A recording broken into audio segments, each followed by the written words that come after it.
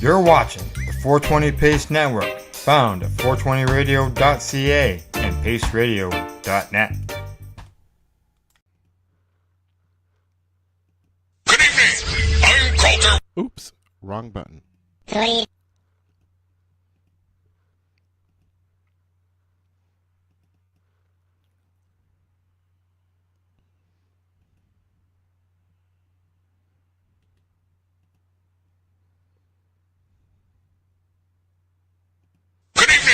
I'm Coulter Wonkite.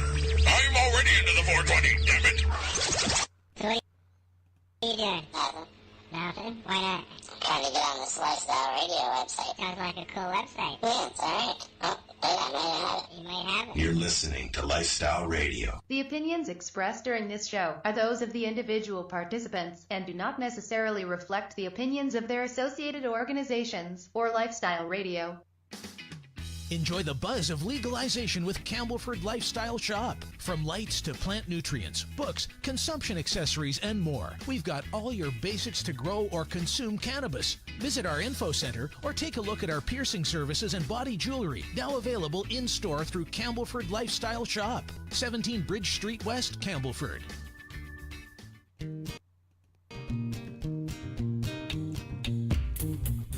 You like music, you like weed, well, we gonna be good friends indeed. This is how much I like more than smoking trees. They'll make you dance the do-si-do and teach you how the chiba grows. Smoke a bowl on the 420 radio show. On Lifestyle Radio. All right. So this is the 420 radio show. We're live here at 420radio.ca. Say hello to Dana, everybody. Hi, Dana. How are you? Hello, Dana. Hey. Hello, You haven't been hello. here in a while. Dana. It's been about a year, I think. Sounds about right. Is it just a year? I think it's been about a year, maybe a little bit longer. I know that you've opened a few new things that we're going to talk about this evening. I wish I could come out and visit them because they're my kind of places. You've got, what's the newest thing you just opened? Well, I got a few different things going on here in Vancouver, but the Coca Leaf Cafe and Mushroom Dispensary, although we're celebrating our 1 year anniversary now, so it's not that new, but it's still 1 year is still pretty new, and things are still changing and improving here. But it's we've created a really unique space where you can access all kinds of different magical beneficial plants that normally you can't, such as coca leaves, which is normally known for making cocaine, but have a long tradition of chewing and drinking as tea, and we make those available here. We were the only place in North America you can come in and get a cup of coca leaf tea or get some coca leaf to chew. And what kind of a sensation is that? I've never tried it before. Yeah, well, when you chew the leaf, and so it's been chewed and used by indigenous peoples there since long before Europeans got here, and really for thousands of years, and it has a lot of cultural and social and spiritual relevance. But you dry out the leaves a bit. You don't process it, just like cannabis. There's no extra processing involved. You just dry out the leaves. You put them in your cheek, and you don't really chew. It's more kind of like a sucking and squeezing motion to get the juice out with your teeth in your cheek. You add something alkaline, which can be as simple as baking soda. Different cultures down there, sometimes they'll use crushed seashells or maybe a quinoa ash or different things they found that have that alkalinity. It makes your cheek go numb. It gives you energy. Coca increases your oxygen flow, so it relaxes your muscles, but also stimulates your mind at the same time. They use it partly to treat altitude sickness because a lot of these cultures live in very high in the Andes Mountains where the air is very thin. And I've been there, and you feel weird in that environment because there's so little oxygen. Sometimes you kind of find yourself panting and breathing and almost feeling like you're drowning because you're not really getting enough oxygen. You have a cup of coca tea, you chew some coca leaf, and your body is able to deal with that environment way better. It's an instantaneous kind of a thing. You'll go from kind of feeling nauseous and headachy and weak, and suddenly you'll feel really good. And That's so how I feel with mushrooms. Yeah, well, it's, and some of these things could be used together in different ways, and certainly we make that available. But yeah, the coca tea, and people think coca and cocaine, but there's a lot of other alkaloids and things in there. Just like cannabis is much more than just THC, and you really get the proper benefit when you have all the different cannabinoids kind of working together. So coca is the same thing, right? Pure cocaine is quite different from chewing the leaf and having all the alkaloids together and ingesting it in this kind of more natural way. So we said we're the only place you can get that. We also have live coca plants for sale as well. Those are quite rare to see, and I think we're the only place in the world where you can come in and buy a coca plant off the shelf, because you can't even do that in like Bolivia or Peru. So that's one of the things we do here, the Coca Leaf Cafe. But this place, we also have part of this is the mushroom dispensary, and we're make magic mushrooms available, psilocybin mushrooms. We have grow kits, but we also have microdoses and chocolates and dried mushrooms of several different varieties of psilocybin mushrooms for sale. That's also, we're not the only place in the city doing that now, but we're one of the pioneers, and certainly there's only a few, but I'm hoping that it proliferates in Vancouver and across Canada in the same way that marijuana dispensaries did through the late 90s and early 2000s, where we saw a lot of these places opening up. I think we're going to see a similar thing with mushrooms. So, and that's not all we do here, but that's really, part of what we do is these two main plant medicines. I'm just at the, we're all kind of just learning, obviously, some of us more than others. I've been microdosing for going on a couple of years now. Paula at Gunjanistas got me into it. We started experimenting, and like it's I tell people when they say, "Are you nuts?" I'm like, "Nah, man, it kicked the depression right out of me." I'm walking down the street with a smile as opposed to get the fuck out of my way. Microdosing is going to be huge. Like microdosing, it's not a perfect analogy, but I call it it's kind of like the CBD of psychedelics, right? Because there's a lot of people who take CBD products who have no desire or are afraid of like a THC high, even though it's quite pleasant, but they don't want that experience, but they'll use CBD. And I think we're going to see a lot of that happening. I sell micro doses to a lot of people who have no desire to take a trip, but they're getting really great benefit from these 10th of a trip kind of doses that you take, taken twice a week or once every 3 days or so. And a lot of these people are on antidepressants and don't want to be on antidepressants. I stopped taking the antidepressants a few years ago. I only use for the head stuff, anyways. I only use cannabis and psilocybin. But they're prescribing antidepressants to treat COVID now. Well, that's because people are getting depressed, probably. And it has nothing to do with anything for the COVID, but I mean, I can say that antidepressants, I think, tend to operate that they dampen down your negative emotions, but they also and your trauma and your reactivity. But in the process, they also dampen down your positive emotions too. And that the mushroom psilocybin psychedelic experience seems to be more about integrating these negative experiences or traumas or things into yourself and then moving past them and being able to not try to push them away, but kind of let them go through you. And that you can also then, they increase your positive things. So you're not always dwelling on some negative thing. You're not so easily triggered. People report to me that somebody will say something rude to them or cut them off in traffic. And normally for the rest of the day, they'd be thinking about it and they'd be angry and they'd be thinking of snappy comebacks and stuff. And when they microdose, they're still living their life and they're functional and they're doing their thing, but they let that kind of stuff go past them. And they go, oh, maybe that guy was having a bad day. Sucks to be him. And they don't dwell on those kind of things. And so it seems to be really positive. And I think it's not really well studied, but I think there's a lot of potential in combining the bigger doses and the smaller doses. Because I find that when I take a bigger dose, I have epiphanies and insights about myself and the world. I can't really do work and stuff. I'm lost in kind of this other world. But when you microdose, you kind of remember those kind of insights and those benefits, but they're not overwhelming. So you're like, oh yeah, we're all connected. And oh yeah, I don't have to be triggered. And oh yeah, and it brings those things back. Because sometimes I think it could be hard to properly integrate all the epiphanies and benefits you get from a big trip back into your daily life. And you have this out of body experience and all these things happen, and then you've got to go back to the mundane world, and it's kind of hard sometimes to keep those things together. And I think microdosing regularly can help to kind of reinforce those benefits and those insights. And I'd like to see more studies on that. You see, Mark Messier just made a big announcement that he's been using them.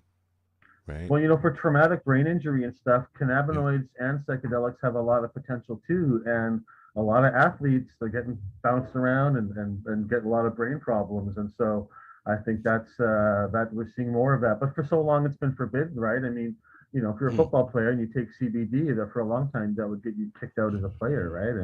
And so yeah, things are changing in that way, and it's good. I'm glad my state's talking about that. We have we replay. I've got like 14 years of shows that replay on the station at 4:20 every day, AM and PM. And the one that was on just before us here was with Boo Williams and Sasha Lakovic before he passed away.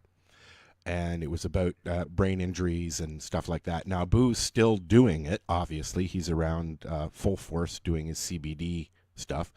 Unfortunately, Sasha passed away, but they were both using cannabis openly to combat their Marcel, what were they calling it? The brain injury? I can't remember what they call it. There's an actual... it's concussion syndrome. Concussion. It wasn't CTE, was it, Al? What was that? It wasn't CTE, was it? Yeah, I think that's what they call it. Like what you get when you have too many concussions, right? Like boxers, a lot of football players get this kind of stuff, and it can make your moods change. It can produce weird behaviors, and it's it's not good, and definitely a brain injury. I mean, even Mike Tyson said in an article a couple of weeks ago now, I think, that he'd be a different person back then if he was using cannabis like he uses it now. Right. It's something interesting about boxing, and that is actually boxing with gloves is actually worse for people in the long term than boxing with bare knuckles, and when they had bare knuckle boxing, it looks a lot worse because you'll get a lot of cuts and blood on your face, and so, but you can't punch somebody quite as hard with your bare hands because when you have a glove on, you can punch harder and more, and there's not blood, but your brain gets jostled around in your head way more from gloved boxing. And so the long-term harm, it looks nicer and it seems sort of more humane, but we're discovering now that it actually produces more harm in the long run because your brain gets bonked around way more than it would with this is something I read somewhere I thought was interesting. It makes sense, though. It makes sense because it's anyways. So there's lots of reasons to try these things. So you're out there in Vancouver, and you're taking a chance to make sure that people can medicate the way that they want to, which kudos to you, my friend. Okay, I've always respected what you're doing, Dana. Seriously, because you're taking a risk, a personal risk. Like so many did before you in the cannabis community. You were doing that as well, but there were so many, and you're one of the first in Canada that's like out there. You're doing the drug testing for all drugs, right? Yeah, we can talk about that too in a minute. But what I'm doing with this is really a form of civil disobedience, and something that we pioneered with cannabis over the years, and it really started with bong shops and seeds and medical marijuana, and then lounges and 420 events and all these kind of things. And what's happening with psychedelics now, I think, is going to really parallel that. And in the U.S., it was cities decriminalizing at the civic level and allowing medical dispensaries and things starting to happen. And now we're seeing that where Denver and other cities, many of which were the first ones to allow cannabis, are now decriminalizing psychedelic plants or mushrooms. Or, they want to decriminalize here in Toronto. Yeah, I think that will be excellent too. And I know that there's more therapy kind of happening, and I think that this idea of like putting medical in front of something really changes people's perceptions, right? Well, marijuana, I don't know about that, but medicinal marijuana, well, that's something. And then you start to see that it's all medicinal, and that if a healthy person, and a sick person, it can benefit everybody ultimately. And the same with psychedelics. Some people have more trauma and more issues to deal with. But we've all got trauma and issues and challenges, and we've all got these things to some degree in our lives. And so you don't need to be someone who's got PTSD or anxiety or severe depression to benefit from psychedelics, right? So, but I will say I take pretty calculated risks. Like I'm definitely breaking a lot of drug laws here, but I would be very surprised if we got arrested here at our shop. We've got a pretty good thing going in Vancouver, and I try to try to judge my risks carefully and break the law in such a way that we can make positive change happen and kind of get away As with somebody walks into the room. Yeah, exactly. That's one of our staff. No, we're just, I'm in the back of the cafe now. So one of our workers just came in, let me know we're starting the shift. I hope that, like, I got a press in my living room. Things are changing. 10 years ago, when I started doing this 14 years ago, okay, just starting to get to know people and learn about what's going on in the community itself. There was glass blowing. There were guys who were pushing papers and bongs and stuff like that, and Mark's shops but that was it. And then the hemp shops opened up in Toronto, the big ones. What is it called? The Toronto Hemp Company, I think it is. And that was a place where you could go in and look around. And then the one on Queen Street. Can't remember the name of them. They've been on the show too. Sorry. Paper Central or the shop? No, it was down by Much Music. Friendly Stranger. Yeah, and look, and yet they've expanded so much that they've got legal shops, right?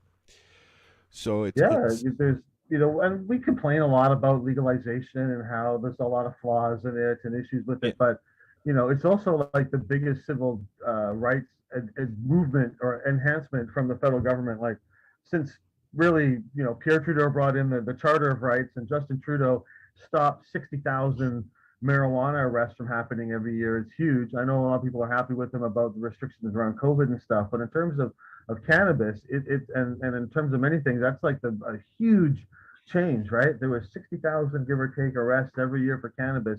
Now it's down to like a very small number. And he really did do what he said he was going to do during his campaigns on the cannabis. People, I'm not saying it's all perfect, and we could talk endlessly about all the flaws of legalization and the continued criminalization and monopolization and all this stuff. But we don't have a dictator, right? You got to like stick handle this stuff through a lot of different factors and stakeholders and stuff to get it through, and you got to make compromises and sacrifices that sometimes maybe you don't want to have to make, but it's still an evolving thing. I'm not a supporter. Right? I'm not a supporter. I'll be honest. I was in the interim, but just some of the silly things he's done. Yeah, I don't know. I'm an NDP member actually. That doesn't mean I'm always happy with what the NDP is doing either. Course, right? Of course, and we got to pick who to vote for is always a real challenge. Yeah. And that kind of stuff. And that's a scary choice to have to make, especially for somebody in Canada who's never voted before but wants to make their point. And our system probably has flaws too. But democracy is always a challenge. Oh, it was horrible voting. 30 million people or hundreds of million people to agree on something is, and so. But I just will say that I hope that mushrooms and psychedelics can kind of follow the similar path that cannabis legalization did, hopefully with a better set of regulations at the end. But I think it's going to happen a lot faster. It took a couple of decades from the 90s till took about 20, 30 years or so to really get to legalization from the early 90s. And I think it's going to be a 10-year process for psychedelics. We're going to. I think it's going to happen a little bit further than that. Well, until an adult can go into a shop and like have it legal like cannabis. No, it'll take a couple of years even just for them to make up all the rules like they did with marijuana. Right? There'll be endless. Here, but before that, there'll be hundreds of shops making it available anyways, like it was with marijuana.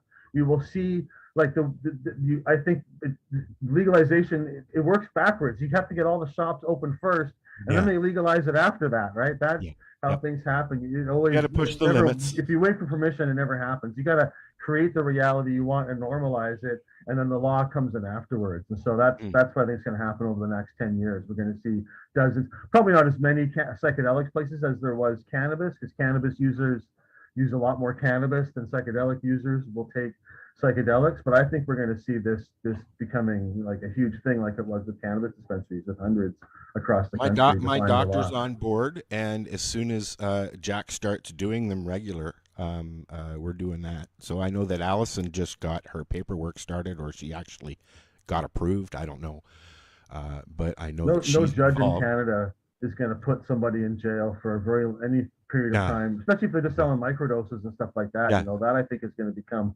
like you get CBD vape pens at gas stations and stuff. If you're walking around with a briefcase, if you're walking around with a briefcase doing deals on the road, you deserve to get busted.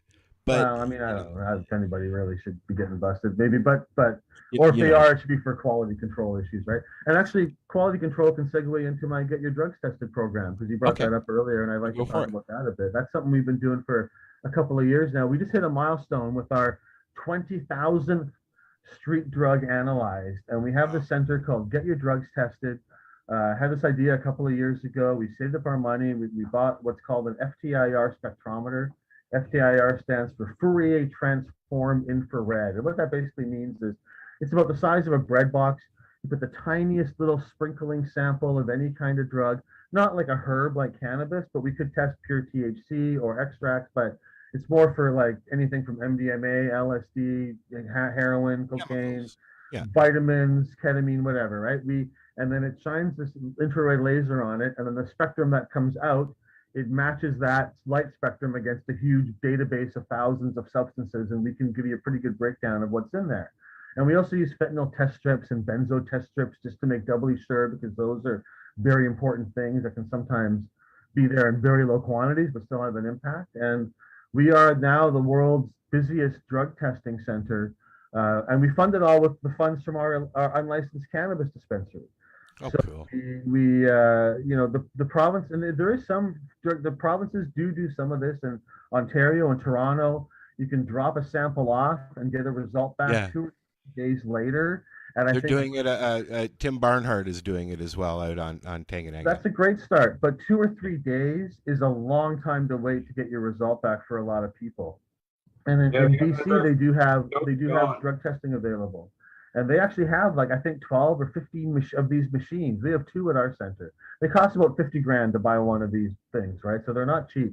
But once you've got it, it doesn't really cost a lot to operate it. It doesn't require any, like, super technician or anything. You can learn how to do it in a couple of weeks. Anybody can do it, right?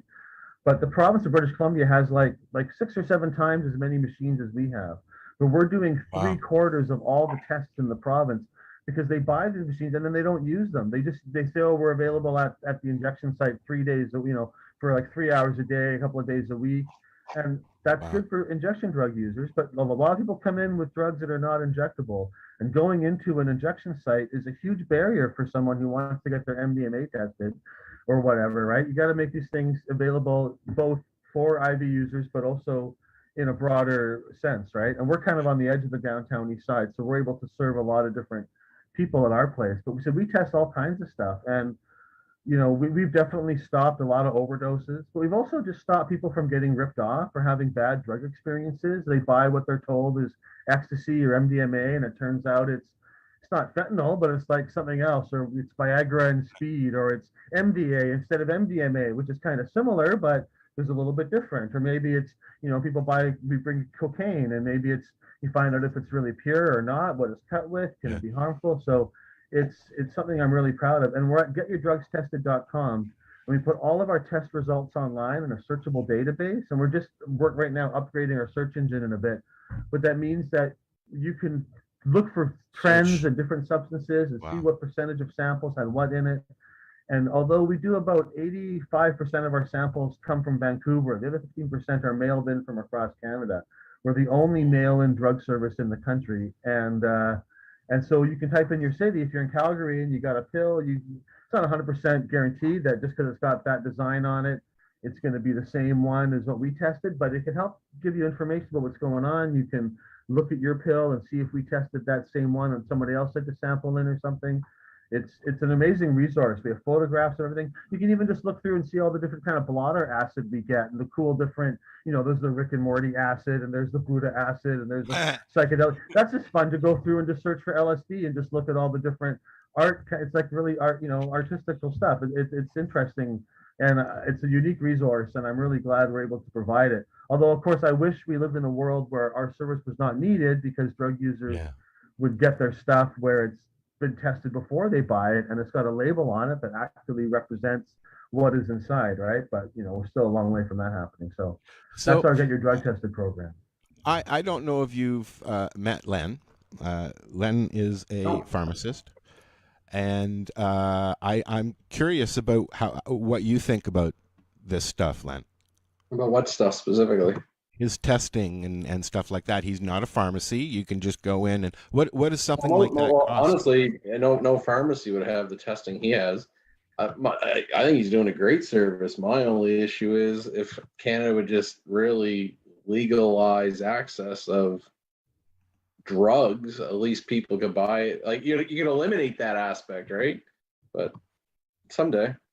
Well, what Portugal did. I mean, Portugal basically made it not Portugal, not illegal. But isn't there also one of the U.S. states doing that too? Oregon has decriminalized. Oregon, yeah. Mexico's also. It depends on the place, right? And like in Mexico, possession of very small quantities of different substances is allowed. Portugal has a decriminalization of possession, but they will stop people. Sometimes they'll seize their drugs. Sometimes they'll put them into they have forced rehab and some stuff like that in Portugal. So it's better, but I still think there's room for improvement. But yeah, right. Portugal is decriminalized for possession, but it's illegal to traffic. Yeah, there's nowhere in the world where you can just buy a lot of these things. You right? should be listen. If somebody wants cocaine or heroin or MDMA, it should be just regulated, accessible. At least the persons are going to get cleaned. And again, it's not. I'm not trying to tell everyone to go use these products, but obviously people are using them now. Right. You know what I mean? That's the idea of safe injection sites. It is, but it's not necessary. But again, it doesn't mean they're always getting the safe product. Those sites are there because even that concept of that site is, well, just in case you're getting the wrong fucking thing or taking too much. I mean, imagine like with alcohol prohibition, if they had, instead of legalizing it, they had like safe drinking sites. So you could buy your bathtub gin on the street from somebody and then take it to a place where there's only like one or two of them in the city. So there's obviously going to be imagine there's only one place to drink alcohol in the city, how crazy that place would be, right? And then you would drink it in there, and then if they thought you were about to go blind or die from drinking that, they would rush in and give you the antidote. That's kind of how, like, it's better than not having it, but really, I think they're kind of a weird thing, right? I think they still have it, but I think the biggest dumb thing is, like, how long has the war on drugs been going on, and how successful are people really fucking doing? So let's just bite the bullet. It's out there. Let's at least make sure people are getting what they think they're getting. You can also reduce a little bit of the organized crime aspect to it. I just think globally, from a health perspective, and honestly, it doesn't have to be a pharmacy or whatever, but just at least people are going to get what they're getting. You can have resources. Do you have a problem? Counselors, things like that, and just move on. Keep people out of jail. Keep people from dying. We're just do in a pharmacy now. Well, honestly, half the shit go people in, you ask questions. are coming from a pharmacy. Yeah. Here's something that people will say, well, you want to legalize fentanyl, or you want to legalize these really strong things, but that's sort of like saying, like, well, if we're going to legalize marijuana, well, do you want to legalize like the dangerous, overly potent fake pot products and like spice and stuff that actually can cause harm? But the reality is that when you legalize, people use the harder versions way less often, and they trend towards the milder versions, right? So if we legalized cocaine in all of its forms, most people would be drinking coca tea, chewing coca gum, chewing and eating coca products in different ways, or using things. I don't think people would start injecting cocaine and snorting cocaine as much as they do now. I think it would reduce. And we have an example of that because we have caffeine, and you can buy caffeine powder and you can snort it if you want to. And some people do that. You go on Reddit and search the internet. There's communities, people that like to snort caffeine powder, but they're the vast minority. The 99% of caffeine users, even heavy caffeine users, prefer to drink it. Maybe you'll take caffeine pills if you really want it to be strong. And I think if we had banned caffeine and legalized cocaine stuff, then we'd be drinking coca tea and drinking coca drinks, and a few people might be snorting it, but it would be a minority. But for caffeine, if caffeine was prohibited, there wouldn't be any coffee, there wouldn't be any of that. Caffeine users would be using just straight caffeine and weird synthetic caffeines, and it would be getting cut with stuff. And if we allowed opium tea and opium chewing, and not opium chewing, but opium smoking and opium products that were lower potency, a lot heroin users would have stayed with those things and wouldn't move on to heroin. And so I think that, we saw that during alcohol prohibition, right? Every prohibition makes the drug stronger and more dangerous. And when you legalize and regulate, users just naturally prefer milder, safer forms of these substances. And really a lot of this stuff is created by prohibition. There'd be no fentanyl crisis, and overdoses of opioids would be very close to zero if we didn't have prohibition. But there'd be opium parlors around, and there'd be places like that. And I think I think the other stronger versions should be allowed in maybe a more controlled kind of way. But I think too much of the discussion gets focused on like the really strong versions, and we kind of forget that people really would prefer milder forms if those were around. Totally. So that's kind of what we do here with coca tea and these kind of things, right? Try to sort of make more options available. So somebody explain to me, you've got desserts and things like that are infused as well, or is it just the leaves? We don't sell any marijuana stuff here at the cafe. I do have a cannabis dispensary in a different part of the city in the West End that's been operating just for, I think, the leaves you deal with there, the coca. Yeah, here we do coca leaf products. We have coca tea. We basically get whole leaf and powdered leaf, and I get seeds in and I grow the plant. And so you can make a pretty strong cup of tea. And the leaves have quite a strong impact when you chew them. Like you get a good mouthful, you really feel it quite a bit, right? So. And we also sell Only thing I've seen about it is on movies and documentaries and stuff like that. So I've never. Yeah, it's the use of it goes back for a very long time. They have a lot of myths and legends and cultural significance to the chewing of coca leaf. And in South America, they don't have horses, right? There's no animal there that you can easily ride around, and they live in a very mountainous area. And so they had to do a lot of foot traveling, and so chewing coca leaf, giving you the energy to go long distances on foot, became like kind of an integral part of their culture. And the Incan Empire, that was a ruling empire that kind of established and conquered a lot of neighboring areas. And they really relied on coca and taxed people in coca, just like we know that cannabis was sometimes used as a tax payment thing, and it was such an integral crop. Coca was the same kind of thing. If they were talking about a distance between two villages or between two cities, they would describe that in how many coca chews it would take for you to get there. So one coca chew a typical person would travel this distance, and so that's how they would define it. I was so worked into, it'll take you 10 chews to get there. That's quite a long way. And there's also a lot of old thousands-year-old statues of people with big bulging cheeks chewing their leaves.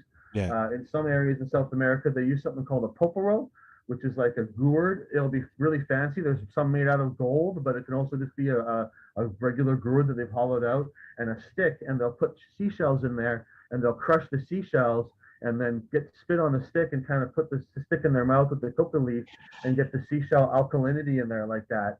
And it's kind of a sort of an integral relationship you have with this poporo. The one quote we have is touching another man's poporo is like touching another man's woman. It's a very intimate kind of thing that you're sticking in your mouth and chewing on. Some cultures, only the men chew coca, or only men who are married get to chew coca, and their mother gives them their first coca thing. And it's sort of a kind of like, now you're having sex, now you can chew coca, now you're married, you're a man. This is kind of a cultural connection. Not all of them are like that, and a lot of women chew coca too. And in Bolivia, the women are the ones at the coca market mostly selling coca. It's all these different women with big baskets of coca leaves they bring to the coca market in La Paz and sell it there. But there's a lot of different cultures and groups that use coca and have different cultural rules around it. The one group I was with of indigenous people, the one where only the men chew it, they all carry a pouch with them with a big full bag of coca leaves. And whenever they greet each other in the morning, they sort of take out some of their coca leaves and they'll trade some with the other person. And so I was at the one market, and you could see them all kind of sharing coca leaves back and forth with everybody in this kind of thing. And it's sort of a way making sure everybody's got some. We all like sharing our different kinds of weed with each other, and what flavor have you got and whatever. And the coca leaves don't have quite as much variety as cannabis flowers do, but there are. I was just going to ask you if there were different strains. Yeah, I don't know if it. I mean, maybe to a connoisseur they could tell the difference between certain areas and things, but there are a few different species of coca plants. We've got two in our cafe that look quite different from each other. The one is a lot bushier with smaller leaves. They're still pretty big, but not as big as the other one we get, which really grows more straight upright with branches coming out, and it makes really big leaves. But I've chewed leaves from both of them. They're equally potent. And you can tell it's the species, but the plants do have a lot of variation. And so there's several different species and subspecies of coca. I was just going to ask everybody, and you can be first if you like. Have you ever tried it? I wanted to know if anybody's tried it. I haven't. Tried coca leaves. I just want to know, because I've done obviously the powdered form. Okay. Do you get the drip when you chew the coca leaves like you do the powder?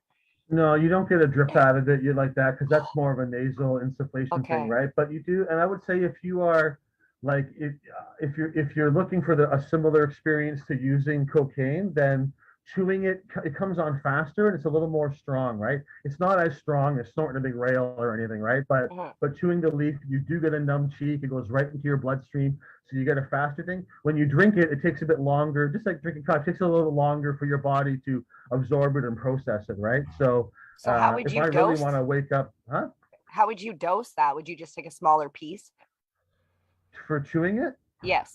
So here we sell, like, we can't really get the full whole leaves in, but we get like chopped leaf. So we get really finely powdered leaf. We use that for tea.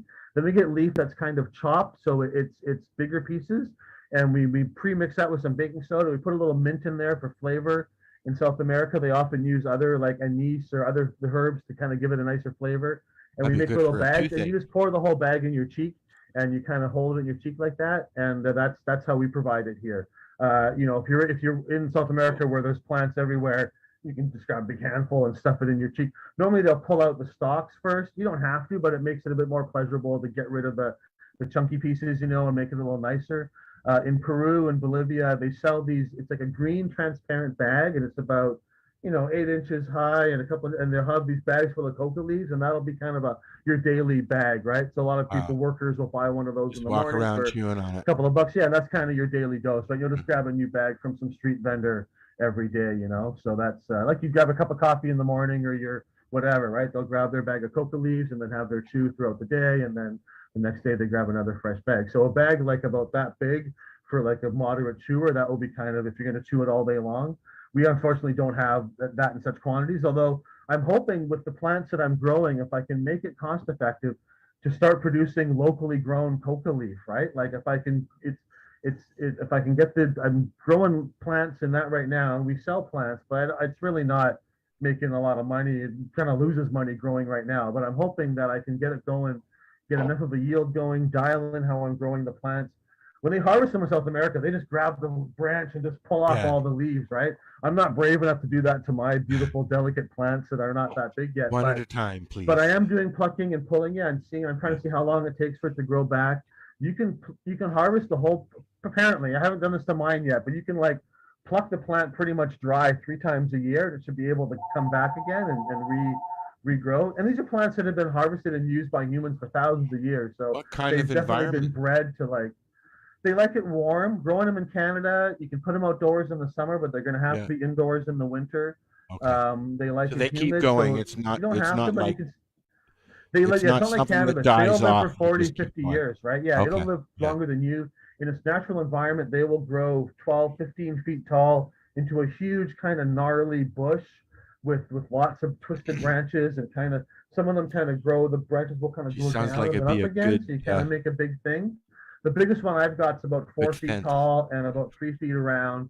And I've been starting to take cuttings and clones. And my dream is to have like Canada's, really probably the world's first coca growing plantation indoors to produce leaves for the Canadian market, right? But we'll just see how it goes, how much I can sell the leaves for and if I can make it work. But I would love, even if it's just for me, because I love chewing coca leaves.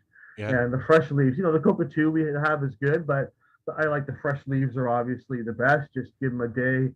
You set them out for a day or so, let them dry a little bit. And just like with cannabis, it doesn't require any extra processing. You just let it dry out a bit and you're ready to go. Wow. What about ayahuasca, Dana? We don't sell ayahuasca here, although I've taken it quite a few times and had some remarkable experiences on ayahuasca.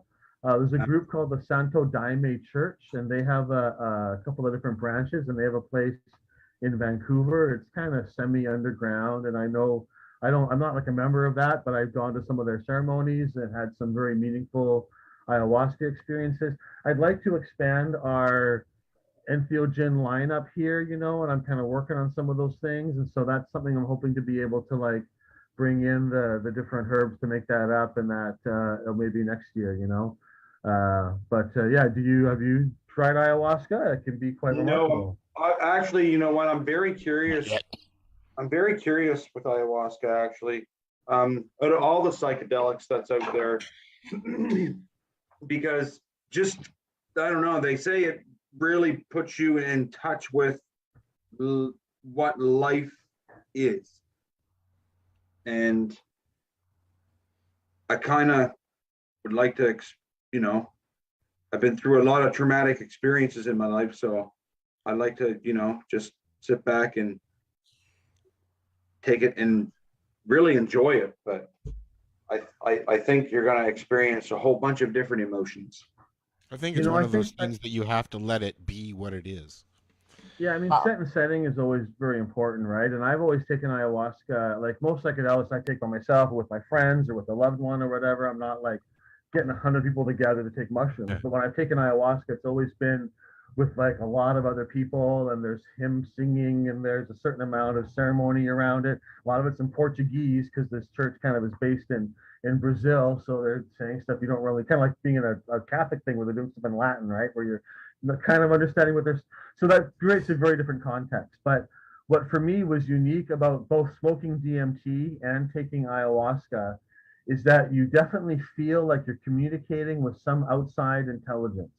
And whether that is or not, or your own mind, or whatever you want to put on it, whether you call it an angel or a spirit or an elf or a reflection of whatever, right? But you definitely feel like you're communicating with something else. When I've done the ceremony in that group, we're singing, talking about Jesus and things. So I sort of feel like the Christ energy, kind of not like Jesus, but like sort of that, very pure, positive kind of divine force. And, I've had different things, but I've had it, where it's sort of, in a very loving way, it kind of pushes you to like be your best self, and I've had things where it's sort of like, there's been times in my life where I'm afraid of getting busted, or I'm worried something's going to happen to me or whatever. And it's like, hey, don't be afraid. You're on a mission. You've got this thing to do, and you're doing good, but you could be doing more. And I kind of get those kind of experiences on it, right?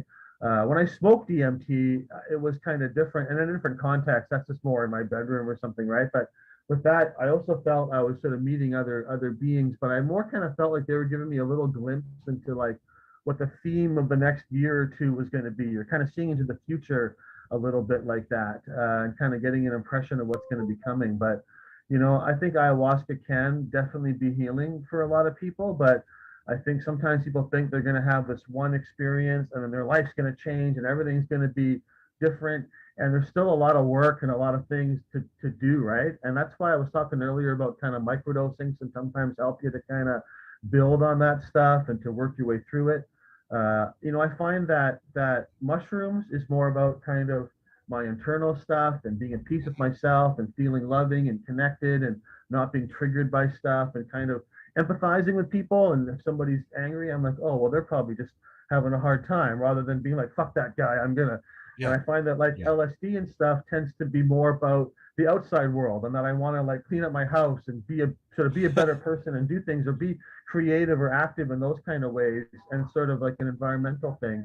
And ayahuasca is kind of like about a transcendental kind of the most spiritual, I think, for me, of those experiences. Although also, you can microdose ayahuasca too, right? And you can take it in different levels and, that, but those are kind of my sort of way I look at those substances, right? And, also ibogaine is another one that I haven't tried, but can produce a very long. Sorry, what's that experience. called? It's called ibogaine. It's the root or the bark of a plant.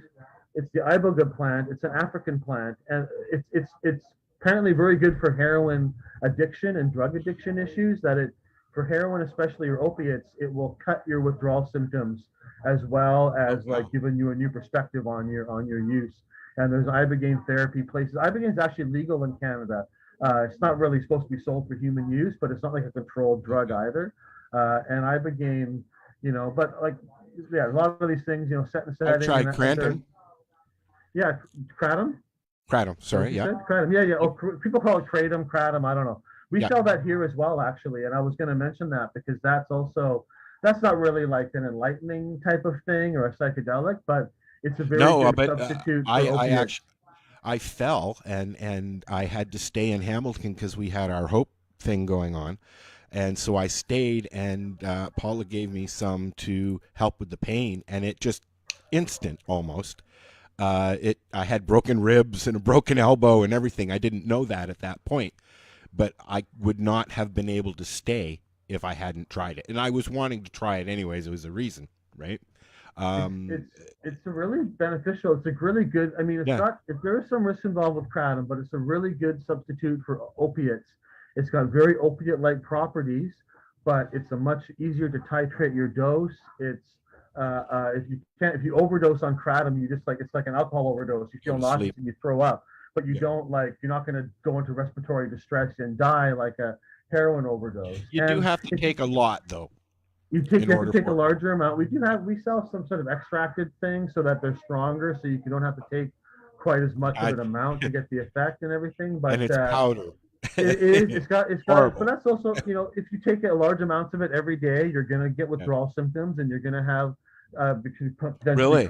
tendency of that. Yeah, we warn and we tell people if you don't need to take it every day, don't take it every day. But if you're taking heroin every day and now you're taking kratom every day instead, or you've reduced your which is the lesser of the evil, then that's a good thing, right? And kratom, it's easier to work with. It's easier to sort of measure out your dose. You can take it in capsules. It's just a green powder. It's the leaf of a tree that grows in Southeast Asia. You just powder it up, and it's also illegal in Canada. It's not as illegal though. It's not a controlled drug, so it's not in the CDSA. You're allowed to possess and sell kratom, but not for human consumption. So when you get this weird loop, it's like selling a bong for tobacco use only in the olden days, right? You could sell kratom, but you got to be like, here's your aromatherapy, wink, wink. Yeah. But to me, that's bad because this is something that can have. Yeah, exactly. But and so people, all the websites that sell kratom all have on them for research purposes only. Don't actually take this. Whatever you do, don't take this much and put it with this and eat it that way. But that's bad because it can be there are risks involved and awareness involved. So we don't pretend that we're selling it for something else, right?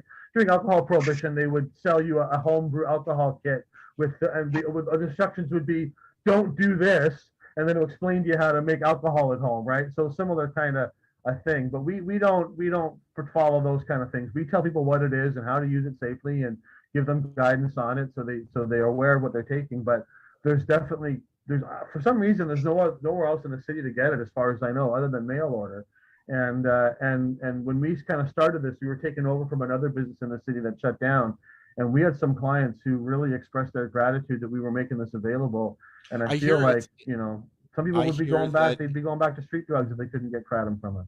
There's a documentary on Netflix about it. I can't remember the name of it, but one of the things that jumped out at me about the whole thing was it doesn't just mask everything. It short circuits that pain receptacle, right? Just cuts it off, so it's gone. And there are some athletes out there that use it very privately that are having great success with it. Professional athletes. Yeah, no, it's going to become a big thing as well. And so Thailand has just legalized kratom there, and it's becoming a legal industry. America, it's also in this kind of gray area. The DEA is trying to push a ban on kratom in the U.S., but I think they're trying to get the rest of the world in on it and try to get it into the UN treaties or something. But that is all prohibition is terrible, but this, especially in an opioid crisis, they should be subsidizing and offering kratom and making it available. And it's so cheap to access, and it can save people's lives and improve their lives in so many ways. No, I don't think you should be making. But I've said if you're already using opiates, someone should be saying, hey, this, and it's not good for everybody either. Not every opiate user is going to want to switch to kratom, but however many, there's definitely a market for it, and it should be more widely available. And it's interesting, kind of like cannabis. It comes in like different flavors. So we have sativa, indica, and hybrid. And with kratom, it's color. So you have green, red, and white kratom. And the red kratom is kind of like the indica, so it's more pain relieving and relaxing. And the white is the more kind of like the sativa. So some people take white kratom before they exercise or kind of in the morning. I know I don't recommend this necessarily, but some people post and they mix our coca tea with white kratom together a little bit and get a boost. Then the green kratom is kind of halfway between the two. And so for kratom varieties, you'll get the color and then the region. So you get red Bali, green Bali, red Thai and green and white Thai and different. So you get a color and a place name is how you describe kratom strains. And we have like 15 different strains, different colors. Wow. Some sell better than others, but different people seek out different varieties like for bud, different right? reasons, right? It's very Some similar to bud's better than cannabis the like other. that, where you get the different, and you can kind of see it. It's the veins of the leaves, and the red vein kratom or the white vein. It's a slightly different shading to how the leaves look, and that's what defines the different strains. So that's just a little kratom lesson, and it's I think something like a lot of these plant medicines, they should be more widely available. And although whole plants can have risks too, especially these ones that have been used for like thousands of years, like they're safe and they should be. They're always the safest options, right? And they should be the first one people have, rather than kind of the most difficult one to access. Like getting opium should be way easier than getting fentanyl, but it's the exact opposite. And getting crap, in every case, right? The milder form should be more available. It should be way easier to get coca tea and coca leaf than it is to get cocaine, but it's not. It's the exact opposite. It's impossible to get coca leaf, and it's super easy to get cocaine. And not that I'm against cocaine, but the safer, milder form should always be way more readily available. And prohibition just has created an upside down world. Sorry, I was just reading something. Yeah, no, I mean there's a reason why this stuff is there. I mean, they've been using this. Societies have been using this stuff for centuries already. It's just our thinking, I think, is different, and we're watching what's going on with the opioid epidemic and with crack and stuff like that. But there are safer alternatives, and that's what it comes right down to it. If you're addicted to cocaine, don't start chewing coca leaves.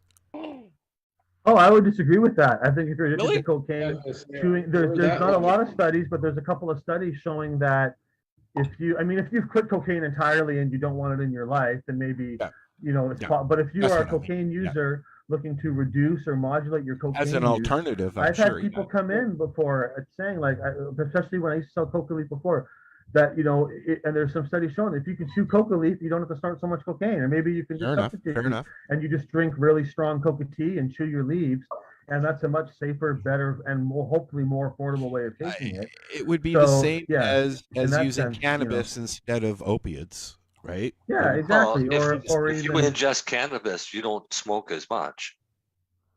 Yeah, I think that it's I don't know about that. Maybe you don't. For some people. Well, no, people that are using it medicinally, if they're treating something. I think the more as a user, it depends on what you treat, though, Marcel. Because I treat my anxiety and I need immediate release, so I'm smoking all the time. Even edibles don't last for forever. No, but I personally, I would chew the coca leaf over the cocaine, because this is why I stopped taking chemicals in the first place, is because that purple pill, the purple butterfly ecstasy that I bought this week, was not the same as the purple butterfly I bought last week from the same guy, because it's just food coloring and a stamp, right?